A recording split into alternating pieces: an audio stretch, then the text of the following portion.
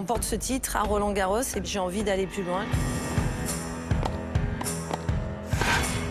Le rythme, il est dense, il y a beaucoup d'heures d'entraînement. Je jouais à peu près 7 à 8 heures par jour de tennis. L'entraîneur m'a proposé de m'entraîner plus fortement en me donnant des heures supplémentaires et en me disant que j'avais de vraies qualités et qu'il pourrait m'amener au plus haut niveau mondial. Il souhaitait qu'on soit toujours proche de lui. Dès qu'on partait un petit peu plus loin ou qu'on était avec un garçon, il souhaitait savoir ce qui se passait. C'était lui qui nous guidait de A jusqu'à Z. Le malheur, c'est que dans cette emprise psychologique, c'est que j'ai subi des viols à répétition à partir de l'âge de 13 ans. Ça m'a empêché d'aller vers l'avant, d'aller chercher les points, pas être dans le stress de savoir si vous allez être violé avant le match, après le match. J'ai des séquelles à vie physique de ces abus que j'ai subis.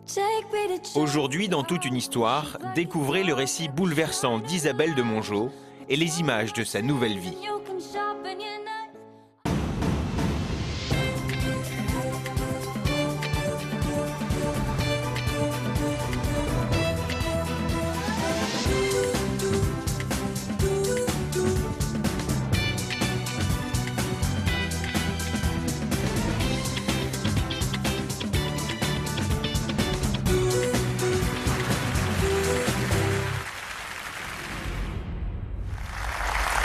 Bonjour à tous et merci de nous suivre pour cette émission qui va être sportive. Nos invités ont tous été des sportifs professionnels, des modèles pour de nombreux jeunes qui rêveraient de faire ce métier. En effet, quand on pense au sport de haut niveau, on imagine l'esprit d'équipe, l'adrénaline de l'entraînement et de la compétition, des sportifs à l'esprit sain dans un corps sain. Mais l'envers du décor est bien loin de ces clichés. C'est ce que nous allons découvrir. Bonjour, Isabelle de Mongeau.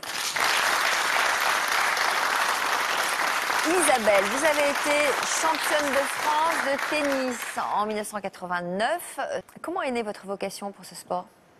Un jour, comme ça, par hasard, en vacances à la montagne, à Pralou, j'étais une grande skieuse et là c'était l'été et je tournais un peu en rond et j'ai vu un tournoi se dérouler devant moi, un vrai match, avec deux joueurs d'un certain niveau déjà assez bon en seconde série.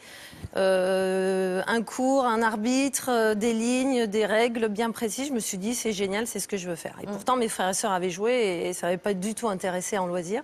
C'est le match qui m'a complètement tentée et j'ai tanné ma grand-mère tout l'été en me disant, je veux une raquette. Et j'ai joué pendant des heures contre un mur. C'est comme ça que j'ai débuté à l'âge de 11 ans. Alors, vos parents vous ont inscrite dans un club à 12 ans. Comment vous vous êtes démarquée des autres enfants très vite on a vu... Très vite, en fait, moi, c'était la compétition qui m'intéressait. Il n'était pas question de passer trop d'heures à l'entraînement. Et puis, mon objectif, c'était de très vite aller rejoindre Roland-Garros un jour au cours de compétition jeune. Et c'est arrivé très vite, puisque la première année, j'étais déjà en match par équipe avec la Ligue de Côte d'Azur. Je vivais mon premier Roland-Garros déjà en 78, quoi. Donc, c'était un moment assez fort. Donc vous êtes classée très vite. Oui, donc classement dès la deuxième année. Et puis il y a le déclic qui s'est passé en 80 où je deviens championne de France 3e série. C'est une catégorie adulte, confondue jeunes et adultes. Et là, je remporte ce titre à Roland-Garros. Et pour moi, voilà, je me dis, tiens, j'ai envie d'aller plus loin, j'ai envie de faire une carrière. J'ai envie de me donner toutes les possibilités. Et de faire en sorte peut-être de quitter un peu le rythme scolaire pour me mettre à plein temps vous aviez quel âge ? à l'entraînement. Et donc là, j'ai 13 ans. Et à partir de ce jour-là, votre vie d'adolescente a changé complètement ? Oui, c'est clair que terminer les petites sorties avec les copines de l'école, terminer au niveau des anniversaires, au niveau scolaire, j'ai loupé aussi pas mal de cours par moment parce que j'avais des compétitions. Et puis, le rythme, il est dense, il y a beaucoup d'heures d'entraînement, plus de temps vraiment de plaisir pour le reste, pour la famille. Et on se concentre totalement. Je jouais à peu près 7 à 8 heures par jour de tennis. À ce moment-là, il n'y avait pas trop de physique. Donc vous étiez où, là ? Vous je étiez à passais Paris ? beaucoup de temps. Non, j'étais à Saint-Tropez, dans mon club où j'habitais. J'étais à 1 kilomètre de chez moi. Et qui vous encadrait ?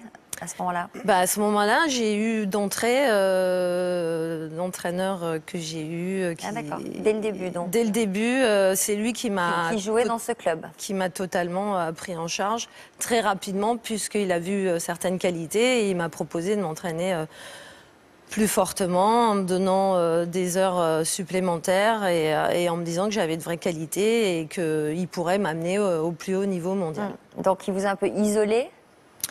Disons que j'étais isolée, mais quand même dans un groupe déjà de jeunes filles qui avaient les mêmes objectifs que moi.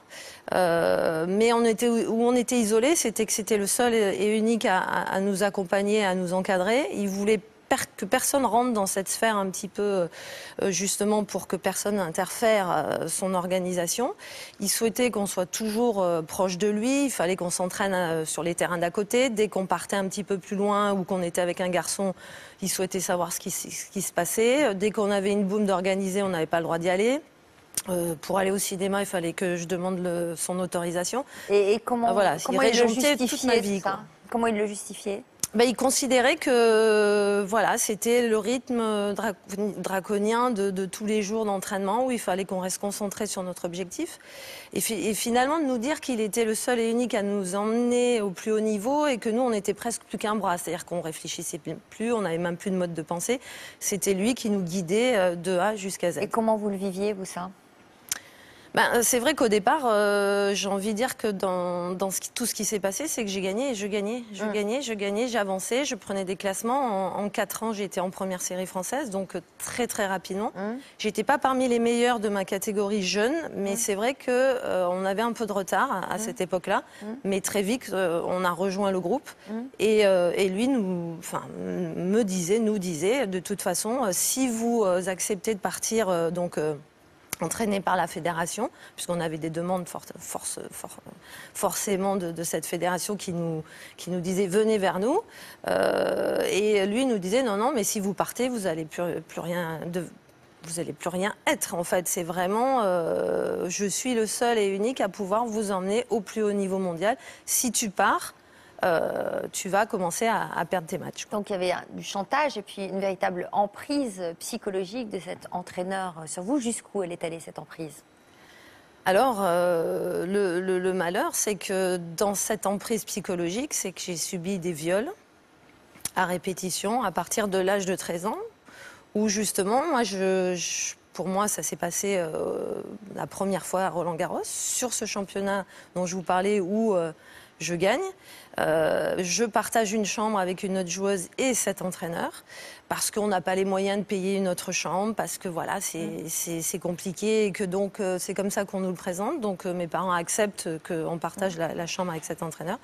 Et puis pas de chance, l'autre joueuse, sa maman vient passer 2-3 jours, dit à cet entraîneur, écoutez, je vais reprendre ma fille si ça vous dérange pas, elle va dormir avec moi.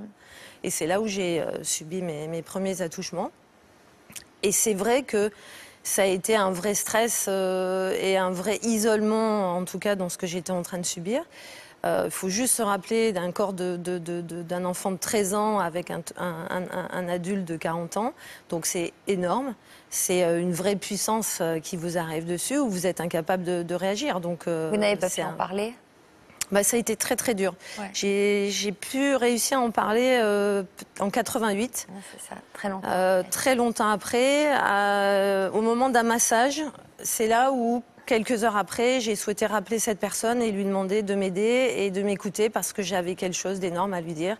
Et j'avais jamais réussi à le confier à mes frères et sœurs et ni à mes meilleurs amis qui étaient autour de moi. Vous avez subi ces viols pendant combien de temps? 9 ans. Est-ce que ça a changé le rapport que vous aviez avec cet homme? Est-ce que ça a eu des incidences sur vos résultats sportifs et sur votre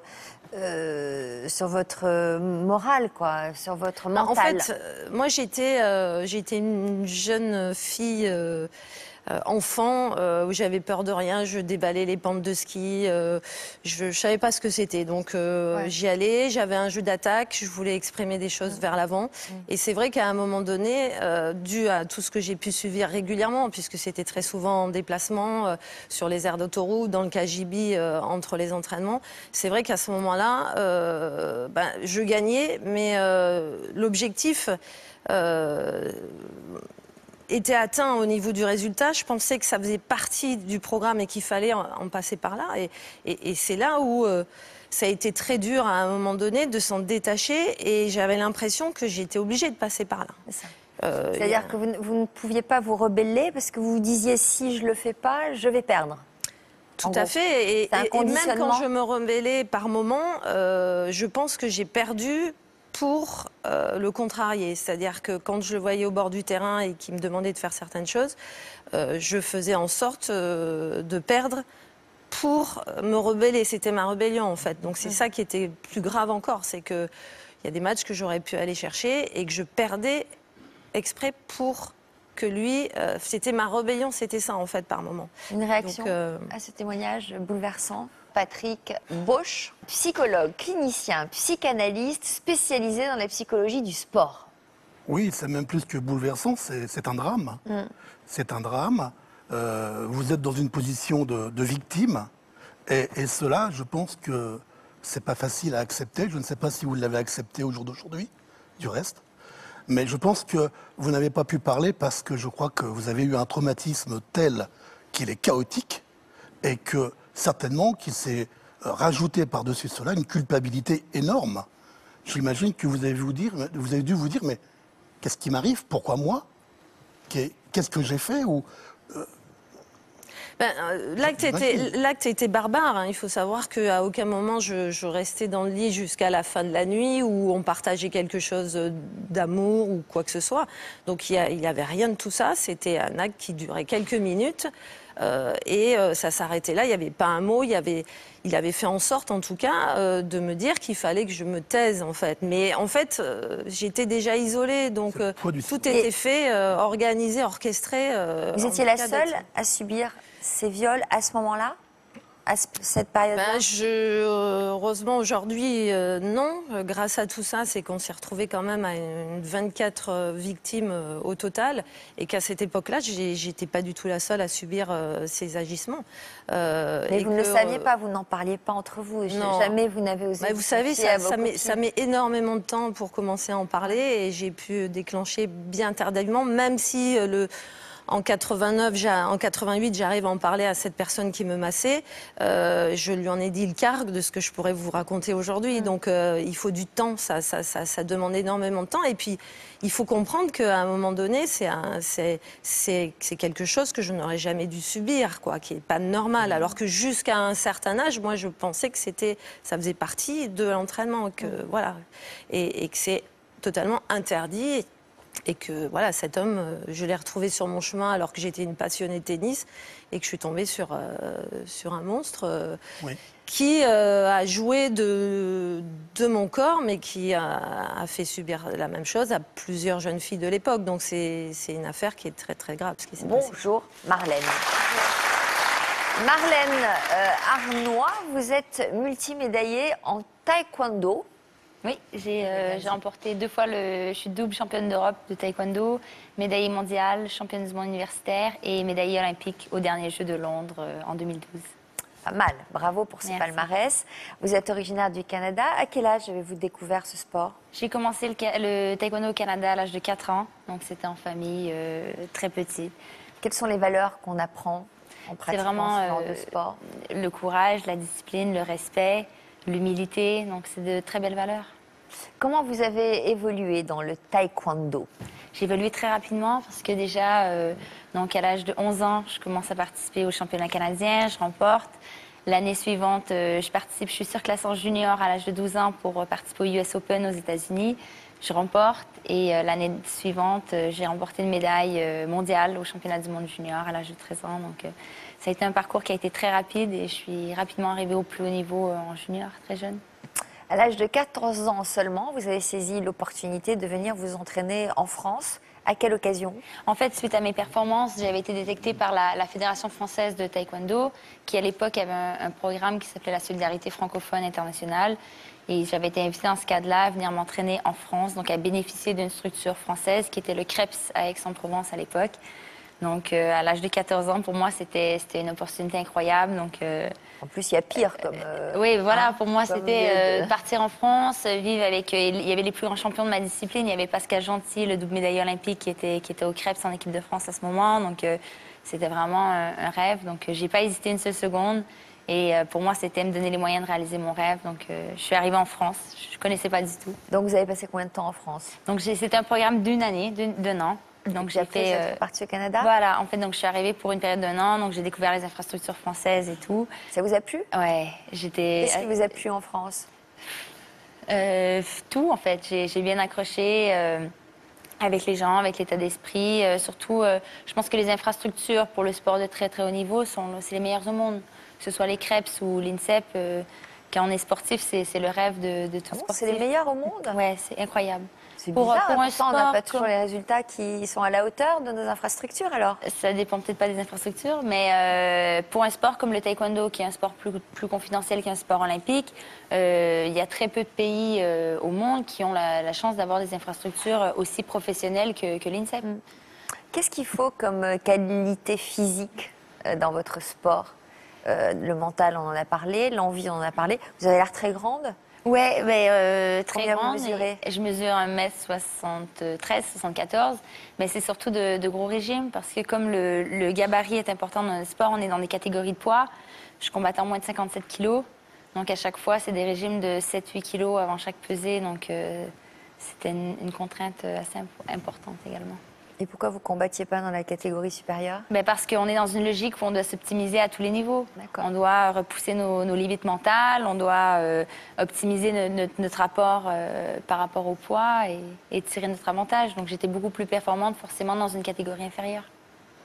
Donc à l'âge de 18 ans, votre vie a pris un nouveau tournant et votre rêve est devenu réalité. Oui, parce qu'en fait, à l'issue de la période d'un an en équipe de France au CREPS, j'ai dû rentrer au Canada, parce que c'est un programme d'un an. Et quand je suis rentrée au Canada, j'étais confrontée au manque de financement, au manque d'infrastructures, au manque de partenaires d'entraînement aussi. Parce que dans un sport d'opposition, c'est très important. Et j'ai décidé d'arrêter. Donc j'ai complètement abandonné le sport. Et à l'âge de 18 ans, j'ai été contactée à nouveau par toujours la Fédération française, qui m'a proposé de revenir en France, mais dans l'optique d'être naturalisée française pour représenter la France aux Jeux Olympiques. Et pour moi, c'était une opportunité énorme à nouveau. Et encore une fois, je suis repartie. Et c'était autre chose, par contre. Donc vous avez obtenu votre nationalité. Oui. Et comment se sont déroulées ces premières années d'entraînement? En fait, ça a été très difficile parce que ça a mis plus de 3 ans avant que je puisse être naturalisée française. Donc, ça a été 3 années qui étaient très difficiles parce que j'avais pas le statut d'athlète de haut niveau, je pouvais pas être encadrée, je pouvais pas participer au championnat.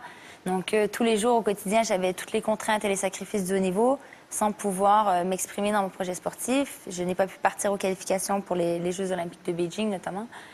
Donc, ça a été 3 longues années. Donc il faut garder la motivation. Voilà, mais je me disais, je m'accrochais à mes rêves, à mes objectifs, et je me disais, c'est pas grave, parce que le jour où je serai naturalisée, je serai prête. Et ce jour, il arrive en 2008, 3 jours avant le championnat d'Europe, que j'ai remporté dans la foulée.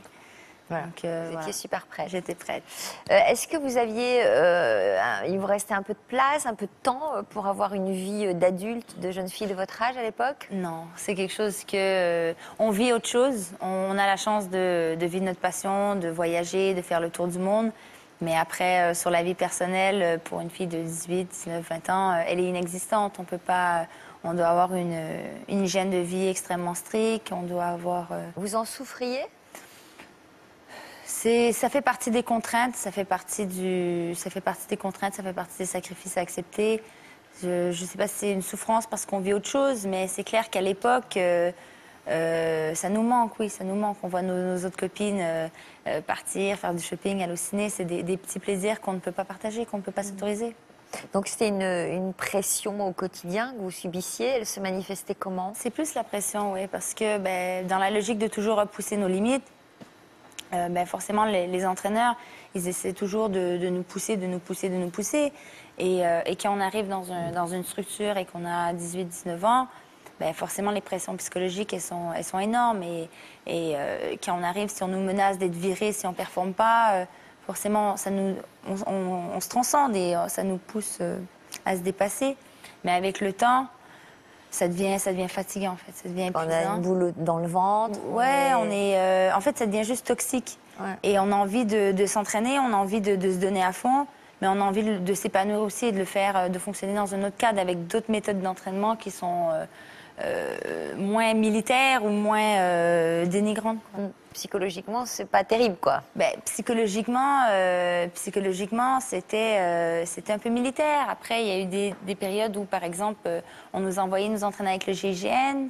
On m'avait également envoyé en stage d'aguerrissement en Guyane française pour faire un stage avec la Légion étrangère au centre d'entraînement forêt équatoriale. Donc, il y a eu des périodes où vraiment on nous poussait dans nos limites, on nous poussait dans nos retranchements. Et là, c'était encadré. Je sais que, bon, tu es en stage d'aguerrissement, donc c'était par exemple, militaire. vous vous souvenez de quel exercice là-bas? Tous les exercices, ils nous ont tout fait. Ils nous ont tout fait. Ils nous ont fait rentrer dans une maison où il y avait de la lacrymo. En Guyane, ils ont mis des bombes lacrymogènes. Ouais. Voilà, on a dû faire du saut à l'élastique. En Guyane, on devait dormir dans la jungle, en fait. On a été pendant 2 semaines dans la jungle, en mode de survie, à devoir s'adapter à l'environnement et à faire des parcours les plus difficiles et avec une pression psychologique de la Légion. Ah. Donc, alors, une première réaction à ce que nous venons d'entendre, elle parle de discipline un peu militaire, de méthode psychologique un peu militaire. Oui, bah écoutez, je découvre aussi avec stupéfaction quand même ce rythme d'entraînement et l'intensité que vous avez subi. Maintenant, j'ose espérer que ce n'est pas comme cela dans toutes les disciplines. Mais bon, vous dites également que il y a un attachement très fort à l'entraîneur, hein, et cela donc très tôt. Vous découvrez l'activité à l'âge de 4 ans, vous dites. Et derrière, j'entends aussi qu'il y a des valeurs que votre mère porte et qu'elle vous transmet. C'est qu'à travers les arts martiaux, vous allez pouvoir développer des aptitudes morales, sociales, éducatives, etc. etc. Voilà. Maintenant, je rejoindrai une réflexion d'un de mes confrères qui, en parlant de l'INSEP, qui est Marc Lévesque, qui dit que l'INSEP est une prison dorée. Ben, je crois que voilà, dans votre exemple, ça résume bien cette prison dorée. C'est-à-dire qu'on a tout pour réussir, mais en même temps, on est enfermé. On est enfermé dans une relation, on est enfermé dans quelque chose dont on ne peut plus se détacher, où on perd des fois son libre arbitre. Car pouviez-vous refuser d'aller en Guyane ou faire ces stages de commando? Aviez-vous la latitude de refuser? Non, ça fait partie du projet. Et ce qu'on entend aussi, c'est que vous n'avez pas été forcément valorisé. Vous disiez qu'au Canada, il y a plus de valorisation. Ouais. Donc là, au contraire, on cherche à vous mettre dans des situations difficiles, à vous humilier un peu pour que vous donniez nous mettre dans un moule et à toujours nous mettre sous une pression psychologique et nous faire accepter. Ça a produit de bons résultats chez vous, puisque vous avez été aux meilleures places. Vous pensez que vous auriez encore mieux réussi en étant plus valorisé? Je pense que j'aurais pu m'épanouir et m'accomplir dans un autre mode de fonctionnement. Après, j'ai un palmarès qui est magnifique. Ça m'a réussi, mais au détriment d'un épanouissement, je pense. Qu'est-ce que vous en pensez? Mais je pense que votre désir était très très fort de devenir championne. C'est ce qui vous a permis de tenir le coup dans ces entraînements intensifs. Hein, je crois que votre désir, il est là, il était là du moins, et vous étiez prête à de très grands sacrifices pour pouvoir l'atteindre, pour pouvoir atteindre les objectifs.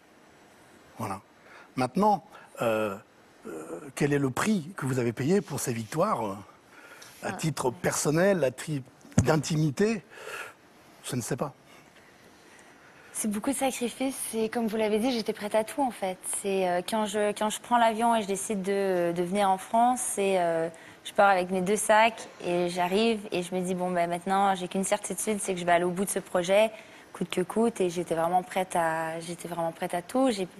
Le prix était très cher payé, mais ça m'a aussi permis de réaliser un rêve. Donc on est toujours partagé entre les deux aussi, parce qu'on paye très cher, mais en même temps, on est tellement accroché à notre rêve qu'on accepte tout. Absolument. Alors, on va découvrir l'histoire de Laurent Bénézèche. Bonjour.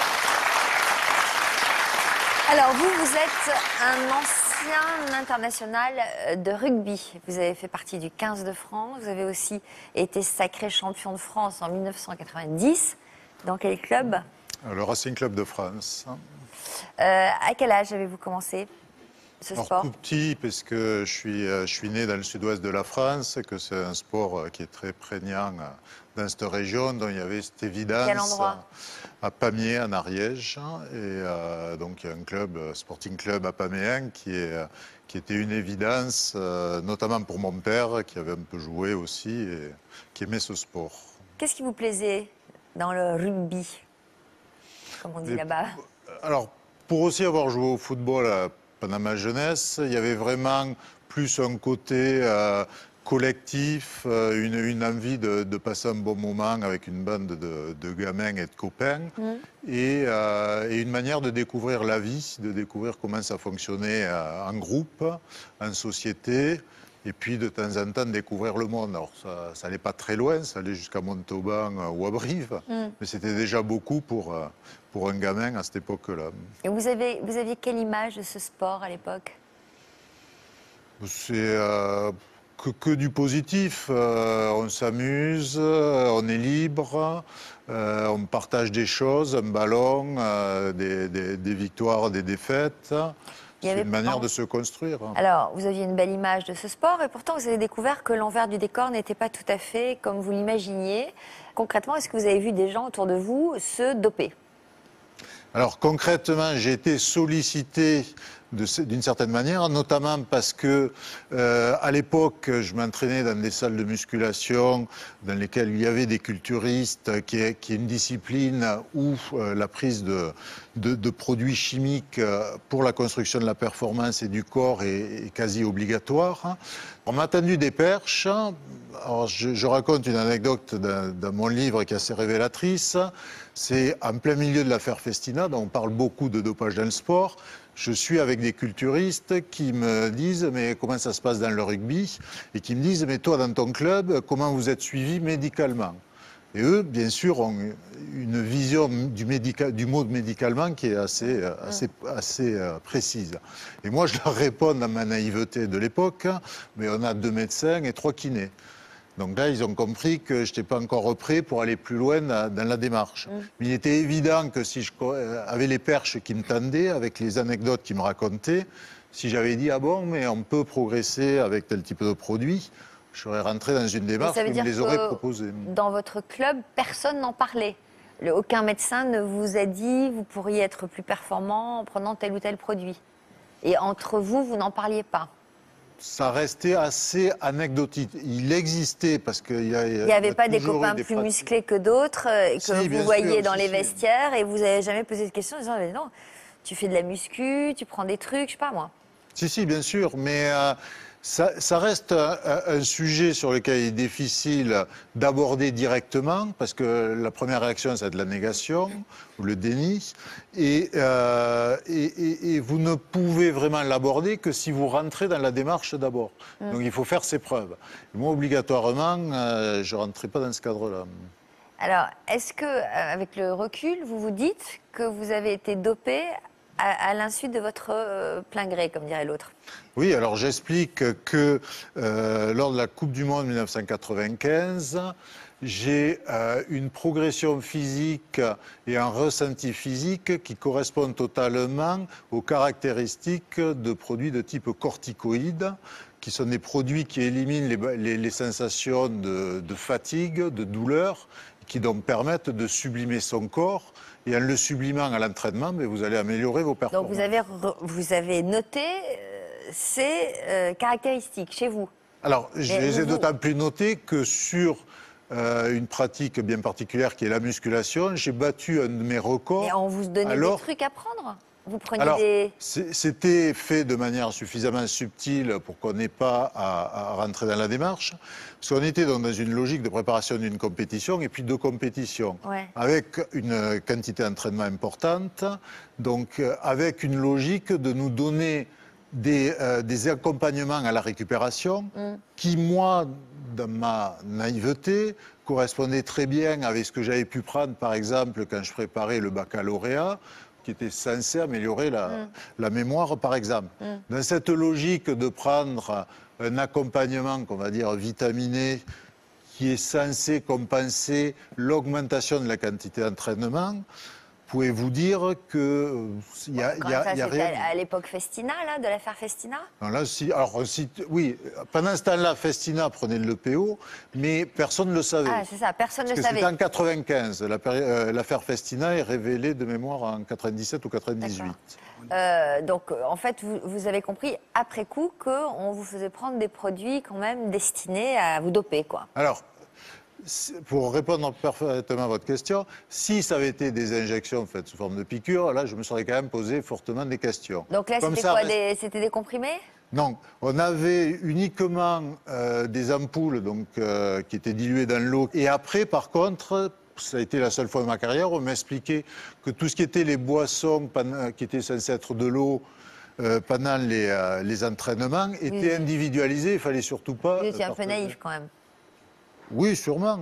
Mais, si vous aviez su. Alors, si j'avais su... mais encore une fois, je dis toujours que j'ai eu finalement une certaine chance. C'est qu'au moment de monter dans l'avion pour l'Afrique du Sud, on ne m'a pas posé la question de savoir est-ce que si tu prends un traitement chimique qui va t'aider à être plus performant, tu montes dans l'avion ou est-ce que tu refuses et tu restes sur le tarmac? Effectivement, si j'avais eu cette question qui m'était posée, je ne sais rien et j'ai surtout pas envie de répondre parce qu'aujourd'hui c'est facile de dire oui ou non, j'y étais pas. Mais en tout cas, j'aurais été très emmerdé si on me l'avait posé au moment de monter dans l'avion, après des années d'entraînement. Vous seriez allé. Non, peut-être, mais ça ne sert à rien d'y répondre aujourd'hui. D'accord. Alors, cette Coupe du Monde a été un virage dans le monde du rugby qui est devenu par la suite un sport professionnel. En quoi ce statut de sport professionnel a changé les choses? Alors, ce qui a surtout changé les choses, c'est qu'aujourd'hui, le rugby, comme n'importe quel sport de haut niveau, fait partie d'un secteur d'activité économique qui est concurrentiel, qui est le monde du spectacle, dans lequel il faut offrir le plus beau spectacle possible et donc la plus belle performance.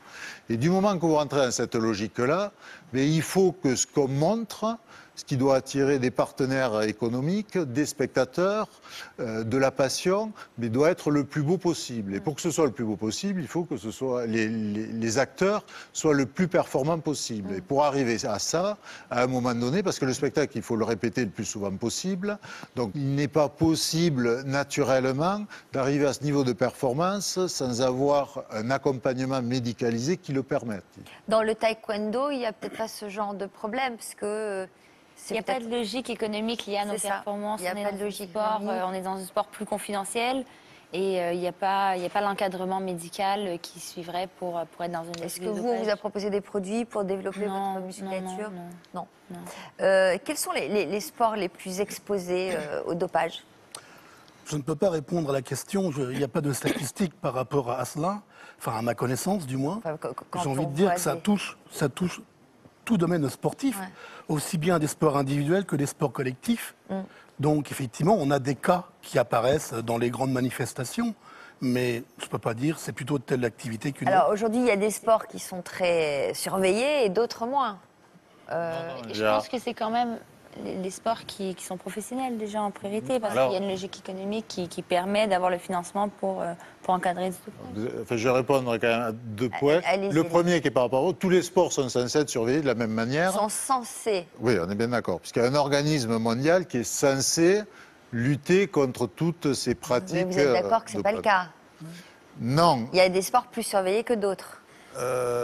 Oui, enfin non, tous les sports sont surveillés de la même manière, mais par contre il y a des sports où l'approche et la finalité en tennis, on n'entend pas beaucoup parler de dopage, par exemple. Évidemment, il n'y a pas de contrôle.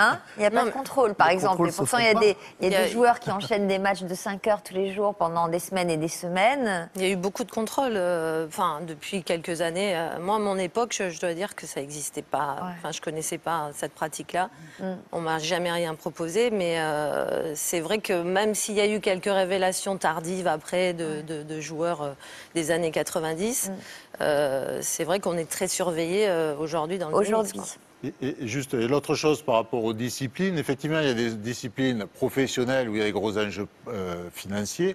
Il y a des disciplines amateurs où il y a peu d'enjeux financiers, mais il reste néanmoins vrai que sur l'ensemble des disciplines, notamment dans une logique olympique, dans une logique de médaille, les enjeux sont très importants. Absolument. Vous avez des sportifs amateurs qui s'entraînent autant en quantité que des sportifs professionnels, qui ont autant cette logique d'objectif, de réussite et de performance. Donc à tous les niveaux et dans tous les sports, il n'y a pas de discipline qui n'est pas touchée. Statistiquement, ce n'est pas possible. Oui, à chaque fois, c'est à chaque fois une démarche individuelle, même que ce soit dans un sport d'équipe. C'est soit pour maintenir son niveau, soit pour augmenter ses performances, soit pour maintenir sa sélection, ou du moins être en course pour pouvoir être retenu pour un championnat. Et ça, c'est valable aussi bien pour un sport collectif qu'un sport individuel. Et je crois indépendamment de l'activité en tant que telle, qu'on soit amateur ou professionnel. Ce que vous dites est très juste. Un amateur peut tout à fait se doper pour avoir son billet pour aller au JO. Bien sûr. Et même dans le handisport, vous avez des problématiques liées absolument. à ce sujet. Dans Le dopage arrive dans mon Dans discours. mon sport, par exemple, il y a une grande partie qui est tactique. Donc il y a le physique, il y a les coups de pied, il y a Le tout ça. football aussi se défend d'avoir à se doper parce qu'il y a une grande dimension tactique dans le football. Bon, moi, je me défends de rien. Je dis que dans mon sport, non, c'est une mais, réalité à laquelle j'ai jamais été confrontée et que Mais y a- tactiquement, mon coup de pied arrive il y toujours a des au produits visage qui avant l'autre. aident à être juste tactiquement aussi. Je Malheureusement, ne les connais pas. il n'y a pas une discipline, quelles que soient ses spécificités, et il n'y a pas un besoin qui n'a pas un répondant chimique, malheureusement. Mais après, il ne faut pas accuser le sport et se focaliser là-dessus. C'est un problème sociétal. Et le vrai problème, c'est quel est notre rapport aux médicaments. Aujourd'hui, on est dans une société où même quand on va bien, il y a un médicament au cas où. Donc obligatoirement, si on part dans cette logique-là, il y a une surmédicalisation dans nos sociétés qui pose problème aujourd'hui. Un médicament peut sauver une vie, trop de médicaments peut tuer. D'accord, alors ça c'est un autre sujet d'émission, Tout à on y fait. reviendra, mais d'abord je vous propose de découvrir le menu de nos prochaines émissions, on se retrouve après. À tout de suite.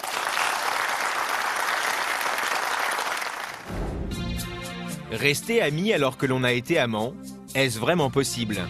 On s'est séparés, divorcés, mais on est tout de suite restés en très bons termes. On n'est plus ensemble, mais en fin de compte, on fait beaucoup de choses ensemble. Il s'est installé quelque temps après avec sa nouvelle femme. Dès le début, vous l'avez apprécié? Franchement, oui. Bah oui, oui. Bah, je préférerais vous dire que non, mais... bah oui, je l'apprécie.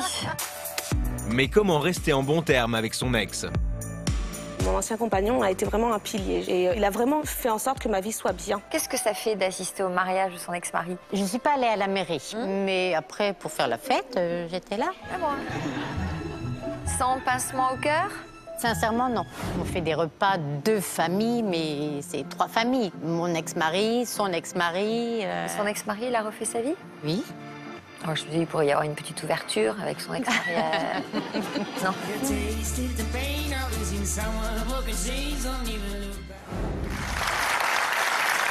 Bienvenue si vous nous rejoignez sur le plateau de Toute une histoire. Marlène n'avait que 18 ans lorsqu'elle est arrivée en France pour réaliser son rêve, participer aux Jeux Olympiques de Londres. Mais pendant plusieurs années, elle a déchanté. Avec elle, nous allons avancer avec notre deuxième partie, le revers de la médaille. Durant toutes ces années d'entraînement, vous vous sentiez loin des belles valeurs qui incarnent ce sport, le taekwondo. Vous disiez tout à l'heure que ça ressemblait plus à un camp militaire. Oui, c'était une autre logique en fait. C'était une autre logique de performance que le modèle auquel je croyais, quoi. Moi, comme je disais, le sport, le taekwondo, c'est ce que vous êtes fondé sur les valeurs de l'olympisme. C'est ce qui m'a toujours fait rêver, c'est ce qui m'a inspiré à prendre cette voie. Donc, moi, je rêvais de ces valeurs de solidarité, de partage, de courage, de discipline, de respect. Et je me sentais plus du tout respectée dans mon projet sportif. Alors, vous avez quand même fini par participer aux JO, donc vous les avez retrouvées, ces valeurs de l'olympisme. Comment elles se sont déroulées, les épreuves aux JO de Londres? C'était incroyable, c'est une belle journée.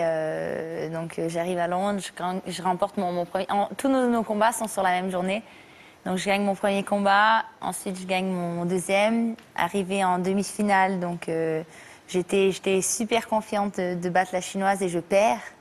Et à ce moment-là, c'est horrible parce qu'on sait que l'or olympique est devenu inaccessible. Et j'avais le choix, je me rappelle, j'avais le choix entre la salle d'entraînement, la zone mixte où il y a toute la presse ou la salle de combat. Donc je suis obligée de quitter l'air. Et je voulais pas aller en zone d'échauffement pour voir mes concurrentes. Et je me suis effondrée dans un petit couloir et j'ai pleuré. Et la beauté de mon sport, c'est qu'on peut aller se battre pour la médaille de bronze.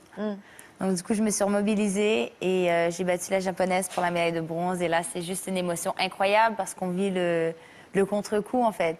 Et pourquoi vous avez perdu contre la chinoise? Comment vous l'expliquez? Je sais pas. Qu'est-ce qui a manqué?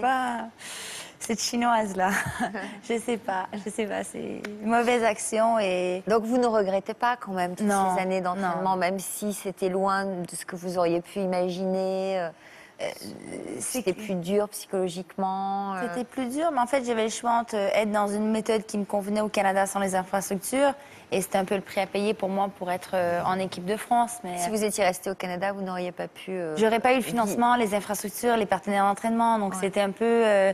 Le prix à payer, mais je regrette rien, quoi. J'ai réalisé mon rêve et j'encourage tout le monde à y croire et à aller là, au vous bout faites de leur quoi parcours. aujourd'hui? Vous êtes toujours dans cet univers? Du coup, j'ai annoncé ma retraite en décembre dernier. Et depuis, j'avais envie de prendre quelques temps pour partager mon expérience, mon expertise avec la jeunesse. Et je suis allée en Afrique et depuis, je suis basée en Côte d'Ivoire. Et je m'implique avec des fondations pour accompagner la jeunesse africaine dans la réalisation de leurs rêves. Et je mets en place des bibliothèques sociales et j'encadre aussi l'équipe nationale. J'étais avec eux récemment au championnat du monde. Ils ont ramené une médaille d'argent. Donc de taekwondo? Oui, ben, j'essaie de trouver via la fondation en Côte d'Ivoire principalement. D'accord. De trouver via la fondation pour qu'ils aient accès à du matériel sportif. Mais aussi, c'est de faire un vrai travail pour partager mon expérience avec eux, mon expertise, encadrer leurs séances, professionnaliser un peu l'équipe et je vis une aventure qui est incroyable et qui est encore plus riche de sens de les amener jusqu'aux prochains Jeux Olympiques que toutes les médailles que j'ai pu gagner à titre personnel. Ah, c'est joli ça. C'est vous que nous retrouverons sur le chat de Toute une histoire cet après-midi. Vous pourrez poser toutes vos questions à Marlène et puis n'oubliez pas le hashtag Toute une histoire si vous souhaitez commenter l'émission sur Twitter ou via Facebook. Isabelle, que pensez-vous du point de vue de Marlène sur les méthodes d'entraînement et sur le fait que peut-être elle est un peu déchantée à ce moment-là? En fait, moi, je peux comprendre. Je trouve que malheureusement, aujourd'hui, on pense que c'est souvent l'entraîneur qui fait la joueuse. Je n'y crois pas du tout. Je pense que, voilà, on est né avec des talents, des facilités ou pas. Et il y a les besogneuses et puis il y a les talentueuses et je crois que, voilà, je crois que ça, c'est très important. Le respect, la relation, elle est importante aussi entre l'entraîneur et l'entraîné. Elle doit se faire en osmose, elle doit se faire en échange. Et c'est vrai qu'à un moment donné, des cas un petit peu d'emprise comme ça au quotidien, c'est usant et ça finit par fragiliser tout un être pour votre vie après, plus tard. C'est ça qui est... Alors, vous avez subi... Vous perdez confiance, quoi. Des viols à répétition pendant 9 ans de la part de votre entraîneur. Vous étiez une sorte de machine de guerre qui ne reculait pas devant la victoire à l'époque. Et puis, ces viols à répétition vous ont quand même fragilisé.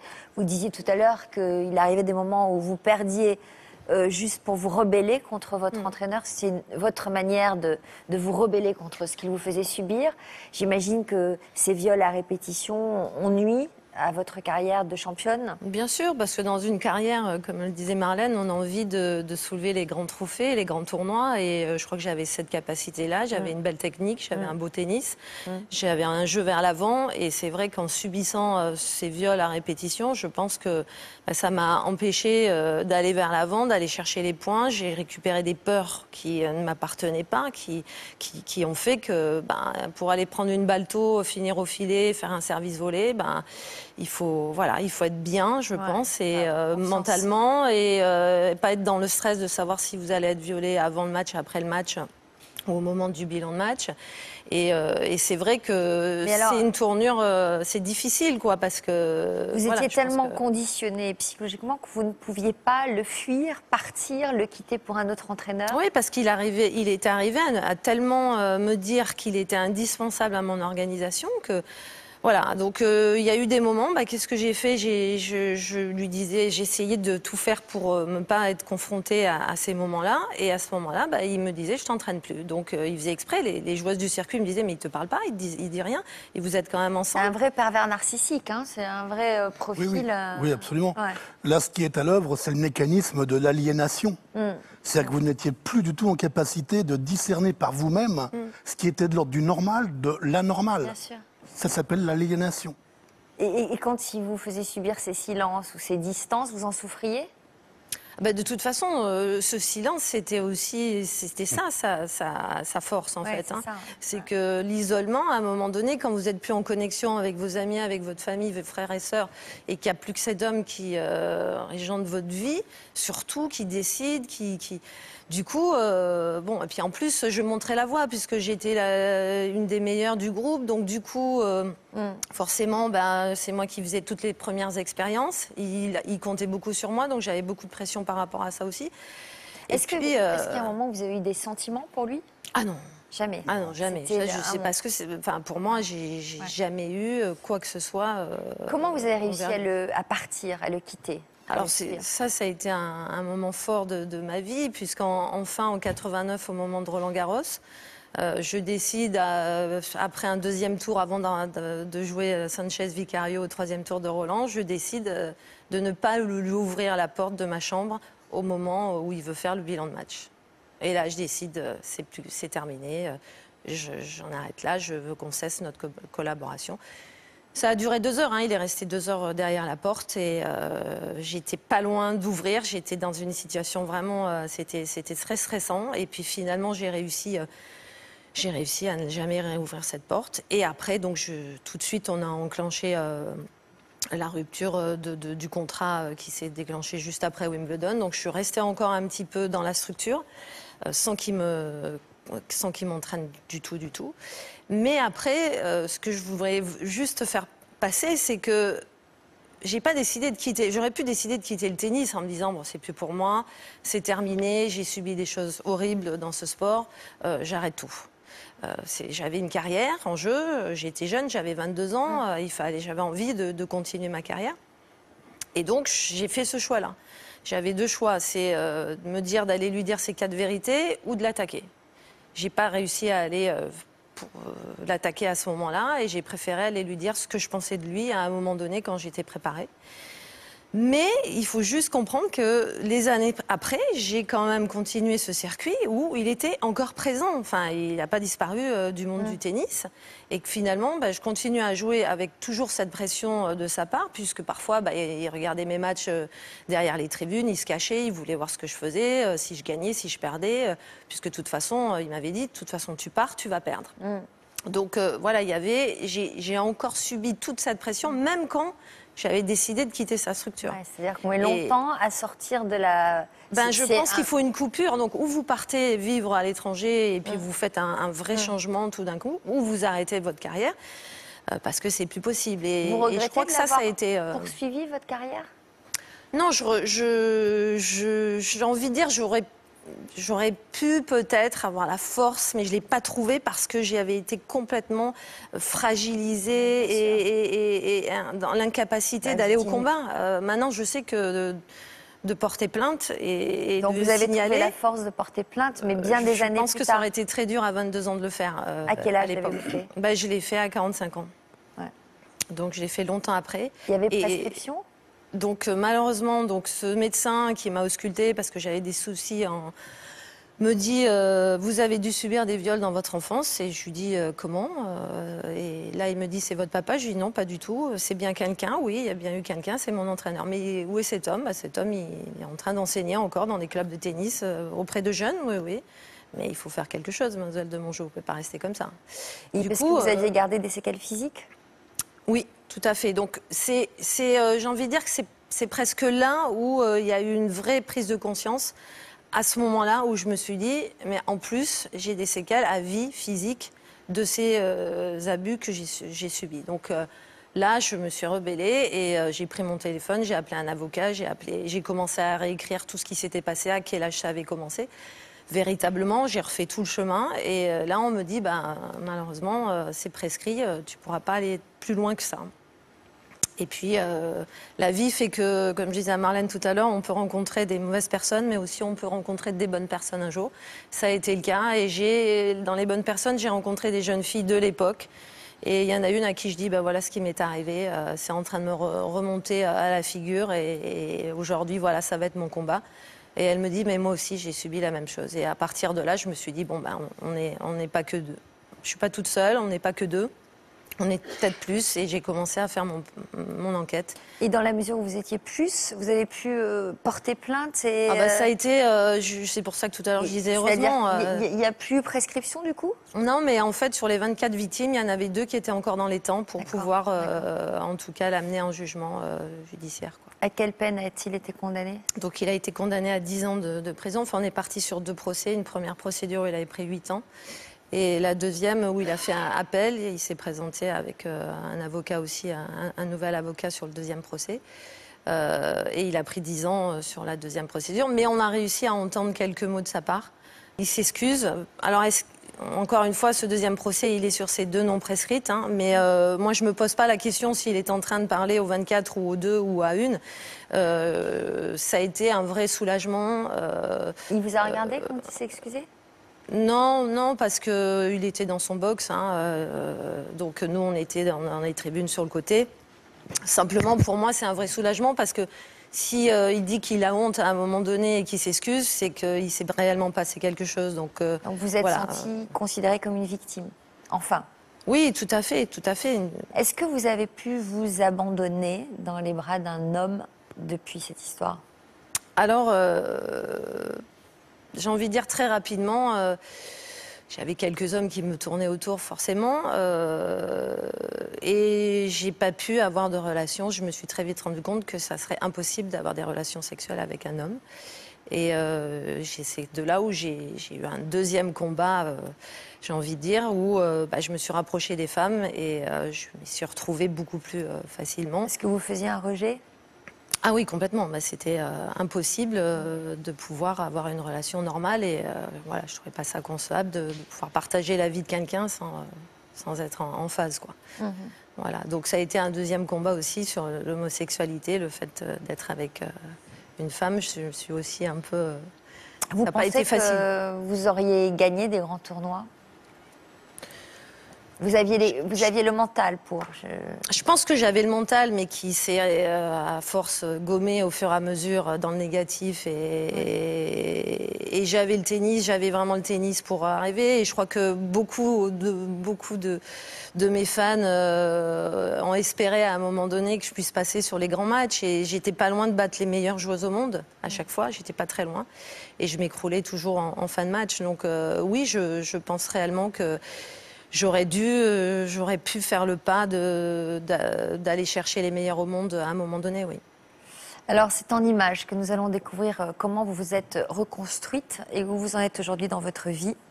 Le deuxième set de ma vie, c'est le titre du reportage que nous avons consacré dans le Var, chez vous.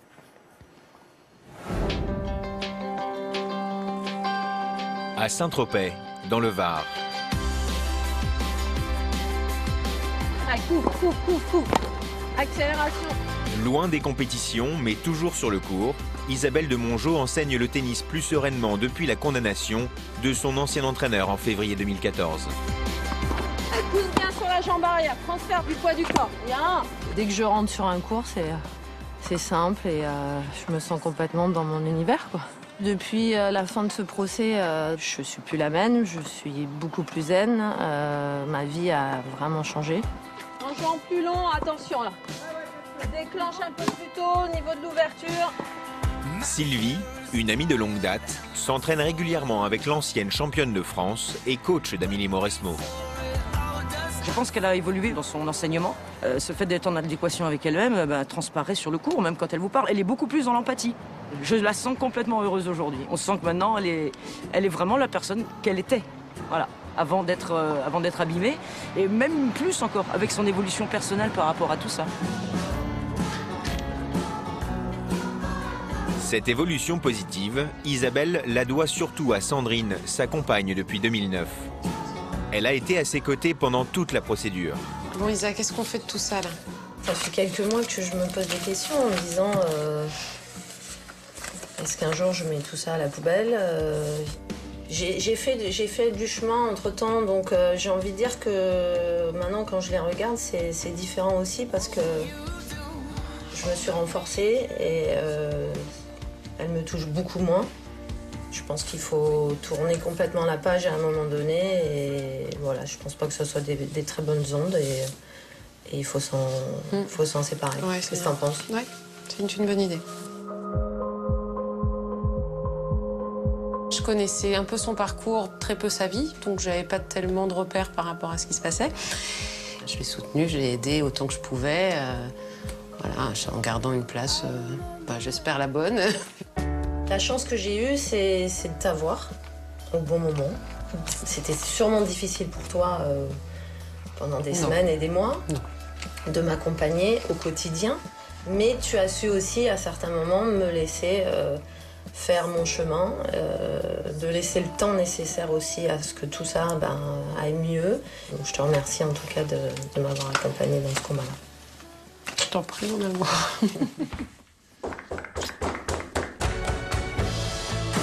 Après une dizaine d'années de combat contre son ancien entraîneur, Isabelle voit désormais l'avenir avec sérénité auprès de Sandrine et de Chloé, leur petite fille de 5 mois. Et qu'est-ce que c'est? Oui. La vie a vraiment changé avec Sandrine et Chloé aujourd'hui, c'est merveilleux, quoi. Je revis complètement, j'ai envie de dire que c'est une renaissance. Il y a eu un moment où j'avais perdu complètement espoir et c'est vrai qu'après tout ce que j'ai pu subir, c'était difficile. Je commençais à prendre de l'âge. Et puis heureusement, on a un petit peu de différence quand même avec Sandrine. C'est pas moi qui l'ai portée, mais voilà, je l'ai soutenue tout au long de sa grossesse. Et elle arrive quelques mois après la procédure. C'est que du bonheur tous les jours. Moi, j'ai envie de lui donner énormément de mon temps aussi, d'en profiter un maximum. Ça apporte de l'équilibre, de l'amour, de la tendresse et effectivement une famille. Voilà, on a notre petite famille à nous et je pense qu'on est bien. Oh, won't you stay with me? 'Cause you're all I need.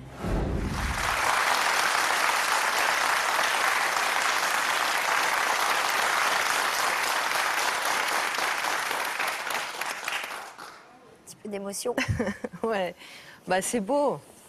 Moi, c'est une nouvelle vie quoi, qui commence et c'est merveilleux. Cette petite, ça fait 2-3 ans qu'on essayait de l'avoir par insémination et c'est vrai qu'aujourd'hui, elle est là. Et elle est arrivée juste après ces procédures aussi, elle n'est pas arrivée avant ou pendant. C'était le bon moment et je crois que ça, c'est merveilleux et je suis très heureuse aujourd'hui. Vous dites que vous diriez que vous êtes apaisée aujourd'hui? Ah oui, il y a énormément d'apaisement, il y a du soulagement, il y a une forme de... en fait, je suis là-dessus... Après le premier procès, je trouvais que la honte avait changé de camp, donc ça c'était très important. Après, il y a eu un vrai soulagement au moment de ce deuxième verdict où... Après, j'ai envie de vous dire, j'ai accepté de venir encore aujourd'hui, mais je me dis, est-ce que j'ai plus envie de raconter à nouveau tout ça et pourquoi je le fais, c'est pour qu'on finisse sur une belle note aujourd'hui en me disant, en montrant que la vie peut tourner et c'est quoi, il y a de belles choses. choses. Ça a duré 20 ans, un peu moins de 20 ans un peu plus, non, un peu plus. J'ai envie de dire, pour moi, ça a commencé à 13 ans, au moment des viols, et ça se termine il y a à peine 1 an et demi. Donc ça fait du temps, et j'ai le droit maintenant à avoir un peu plus de sérénité. Et c'est vrai que maintenant, il faut que je sois plus zen et que j'arrive à vivre le moment présent avec ma petite famille, quoi. Chouette. On vous le souhaite. Juste, qu'est-ce que vous allez en faire de tout ça, quoi? Parce que là, ça y est, maintenant vous êtes apaisée, vous êtes heureuse en famille, mais j'imagine que vous êtes une battante, une combattante, donc vous allez en faire quelque chose de tout ça. Peut-être au service des autres, au service des jeunes, ou je sais pas. Ouais, mais j'ai fait pas mal d'expériences. J'ai eu un centre d'entraînement à l'époque avec Amélie Mauresmo, où je dirigeais tout ça. J'ai une association aujourd'hui où je suis marraine d'une association avec des élèves de quartiers sensibles, classe moyenne, qui n'ont pas les moyens de vraiment être encadrés tennistiquement. Donc c'est l'association Tennis en Liberté. Donc ça me maintient encore dans la compétition. Je suis encore une vraie passionnée dans l'enseignement. Ouais. Voilà, j'éprouve encore beaucoup de plaisir sur un terrain. Mais je fatigue un peu physiquement, je dois dire, c'est violent. Ouais. Donc voilà, Sandrine est plus dans la restauration. Est-ce qu'un jour on pourrait avoir un projet commun, un petit peu là-dedans, pourquoi pas? Voilà, en tout cas, on est bien à Saint-Tropez, on a trouvé le calme de nouveau. Enfin, j'ai plus. Non, mais il s'est passé beaucoup de choses là-bas. Donc il y a un moment, je suis partie et j'y suis revenue et maintenant, je peux vivre et passer devant tous ces endroits où il s'est passé de mauvaises choses. Donc ça, c'est un gros travail que j'ai pu faire aussi personnellement. Bon, écoutez, bravo pour tout ce parcours et puis on vous souhaite tout le bonheur que vous méritez et l'apaisement. Merci. Laurent, alors vous avez sorti un livre en octobre dernier, Rugby, où sont tes valeurs? C'est le titre de ce livre. Quel a été le déclic qui vous a poussé à l'écrire, à briser l'omerta? Alors, la première fois que j'ai brisé l'omerta, c'est au travers d'une interview dans le journal Le Monde. Et le déclic, ça a été de voir l'évolution physique des joueurs. Et notamment, ça s'est passé un soir d'après-match, à la réception, après un match, où j'ai croisé des joueurs, et dont certains que j'avais l'habitude de voir régulièrement, et pour lesquels j'ai vu une évolution physique considérable sur une période courte. Et quand je dis physique, je ne parle pas uniquement musculairement, parce qu'on pourrait me dire, mais oui, mais toi, tu ne savais pas t'entraîner, aujourd'hui, ils savent s'entraîner et être performants. Non, je parle d'une évolution qui pouvait aller jusqu'à des changements morphologiques, notamment au niveau de la mâchoire, ce qui, dans le monde médical, correspond à une pathologie qui est l'acromégalie, qui est la surproduction par le corps d'hormones de croissance. Et il se trouve que dans le sport, l'hormone de croissance est très utile pour aider à la construction de la performance. Et donc là, on a une surproduction d'hormones de croissance qui est exogène, puisqu'on la prend par injection notamment. Donc il y avait pour moi cette évidence, notamment ce jour-là, qu'il y avait une accélération dans cette construction chimique de la performance, qui était une fuite en avant dangereuse notamment et surtout pour la santé des joueurs eux-mêmes, et que je ne pouvais pas faire semblant de ne plus la voir. Alors j'ai été consultant dans les médias et que pendant longtemps j'ai commenté le rugby, et qu'il y avait des fois des choses un peu bizarres qui me paraissaient, mais que j'arrivais à trouver des explications à peu près rationnelles et sportives surtout, mais que là ça devenait un peu trop, et que soit j'arrêtais de regarder le rugby et je restais dans mon coin, soit j'essayais de faire œuvre utile. Et comme, encore une fois, je me préoccupais un peu de la santé des joueurs, j'ai trouvé qu'il était important de le dire, que dans ma position d'ancien joueur, un peu détaché du rugby, j'avais moi la capacité de prendre la parole. Alors comment ils ont réagi, vos anciens collègues? Ça a dû mal passer, la pilule, si j'ose dire. Ah mais non, pas très bien, puisque j'ai eu 3 procès en diffamation, dont un notamment enclenché par le syndicat des joueurs et par 130 joueurs en nom propre. Bon, ce qui est assez logique, je m'inquiète de la santé des joueurs, les joueurs m'attaquent en diffamation. Vous avez été condamné? Non, j'ai gagné mes 3 procès, et notamment sur ce procès-là vis-à-vis des joueurs, le jugement dit bien que même des accompagnements médicalisés qui sont jugés légaux parce que qui rentrent pas dans le cadre du dopage, peuvent être dangereux pour la santé des sportifs. Donc ça, c'est quand même intéressant parce que c'est une première avancée, alors qu'elle est petite, mais qui montre bien qu'à un moment donné, un accompagnement médicalisé peut présenter des risques. Merci d'avoir accepté de participer à notre émission. Je vous promets, Isabelle, on ne vous embêtera plus avec ce genre de témoignage. Soyez heureuse. Merci à vous tous de votre fidélité. N'oubliez pas la rubrique Toute une histoire dans Version Féminin ce week-end. Merci à notre expert du jour. Pour l'heure, on se retrouve tout de suite avec un nouveau numéro de l'Histoire continue. À tout de suite. Merci.